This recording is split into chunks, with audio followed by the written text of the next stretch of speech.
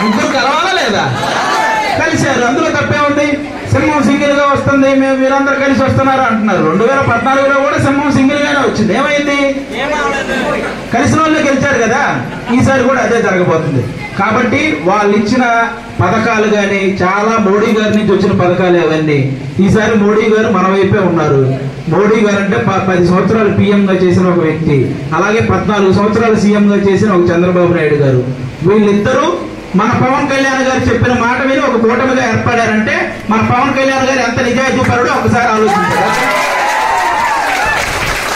కాబట్టి ఆయన పవన్ కళ్యాణ్ గారు ఆశయాల్ని సిద్ధాంతాలని నమ్మి ఇప్పుడు లోకం మాధవ గారు తలుచుకుంటే ఆవిడకున్న డబ్బుకి ఆవిడకున్న పరపతికి ఏ పార్టీలో అయినా జాయిన్ అవ్వచ్చు. ఏ పార్టీలో జాయిన్ అయినా ఆవిడ ఎమ్మెల్యే అయిపోవచ్చు. కానీ ఆవిడ నిజాయితీ గల ఒక వ్యక్తి దగ్గర పనిచేద్దామని ఫిక్స్ అయింది. అందుకే పవన్ కళ్యాణ్ గారి దగ్గర జాయిన్ అయింది. మరి ఆవిడ అంత నిజాయితీని కోరుకున్నప్పుడు ఈ నియోజకవర్గాన్ని ఎంతలా అభివృద్ధి చేస్తుందో మీరు కూడా గమనించాలి విషయం. కాబట్టి మీరందరూ గాజు గ్లాసు గుర్తు మీద ఓటేసి లోకం మాధవ్ గారిని భారీ మెజారిటీతో గెలిపించాలని మనస్ఫూర్తిగా కోరుకుంటున్నాను.